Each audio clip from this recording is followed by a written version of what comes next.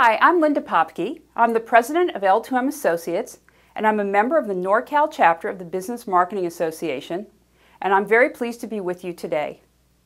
Marketing today is very much like an all-you-can-eat buffet. There's great food, appetizers, salads, a pasta bar, entrees, desserts, but no matter how hungry you are when you walk in, you just can't try everything.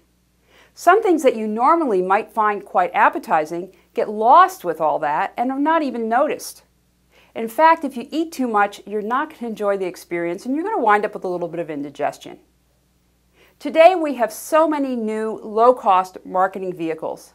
There are so many ways we can communicate with our customers and prospects, and so many ways they can communicate with us, that sometimes we feel like we're lost at this big buffet. And customers can feel the same way too. There's so much noise in the system, so many technologies for social media, mobile communications, ways that we can reach out to each other, that it's like being at this big buffet.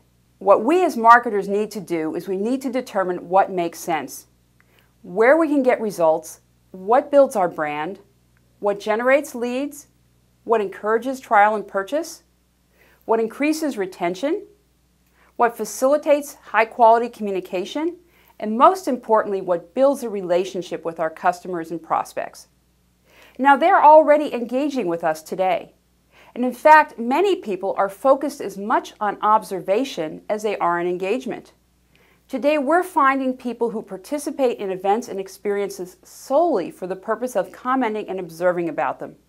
Whether it's tweeting or blogging or going to Yelp or another review site, we see people whose entire focus is not so much participating in the experience, but telling the online world about what happened as they're even there. And this happens as much in the B2B world as it does in B2C.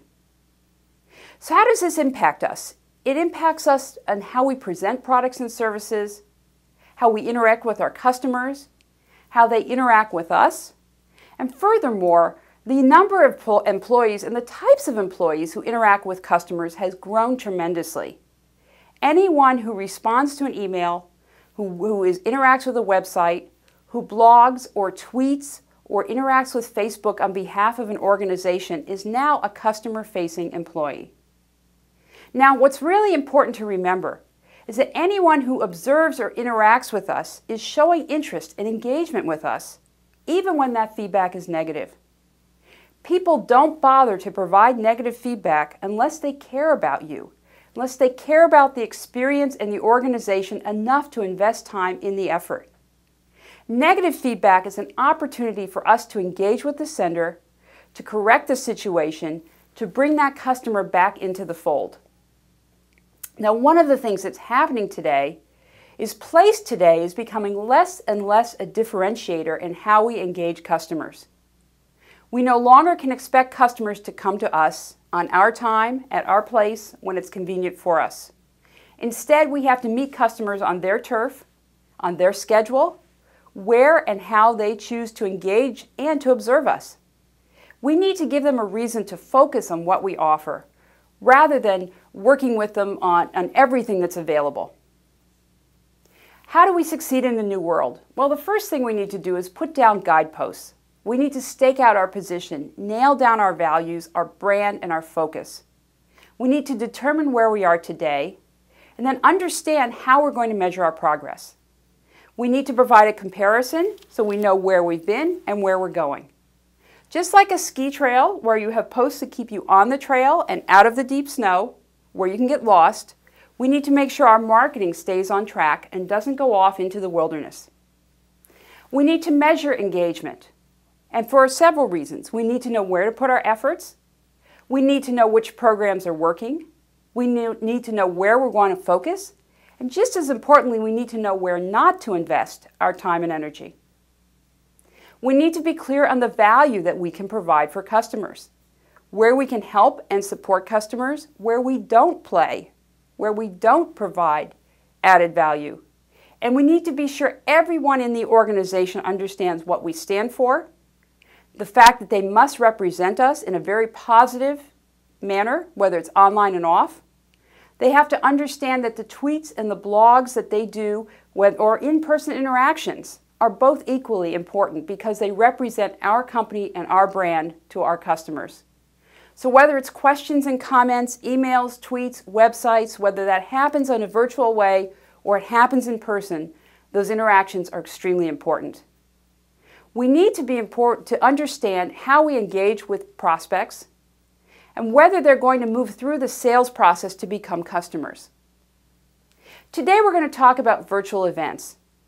In a world where you can view your favorite TV shows on everything from a laptop to an iPhone, where your phone calls can be routed to any device anywhere, where you can take your information and your data and your applications and your environment with you wherever you go in the palm of your hand, where you can effectively work from your home, your car, or wherever you can get a cell signal or Wi-Fi, physical place is no longer a differentiator. Today's speakers will discuss their experiences making virtual events work. They'll tell you how you can measure the return on virtual events, and they'll discuss how they have successfully implemented these events in their own organizations. It's no longer about just showing up, even clicking on a few links. Whether we're in person or we're online, it's about what happens from the point of engagement through the interaction and afterwards. It's about how and why customers engage with us, what behavior that we want to model and we want to see by our interactions, how we keep prospects engaged so that they want to continue to engage with us from the moment that they show up wherever we are onward until they become extended customers for us. The process is simple and straightforward. We need to provide value all the way through the engagement. In one sense, the more things change, the more they stay the same.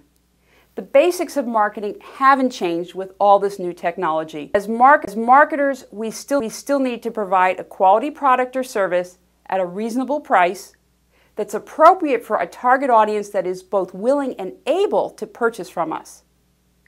To go back to the big buffet, not only does the food have to look good, it needs to taste good too. And it needs to be there at a reasonable price. Technology allows us to bring this feast of marketing to life. We have the ability to bring all of this to our customers in innovative and exciting ways. I hope today's events will help you better understand how to deliver a fascinating and satisfying experience to your customers and your organization. Thank you.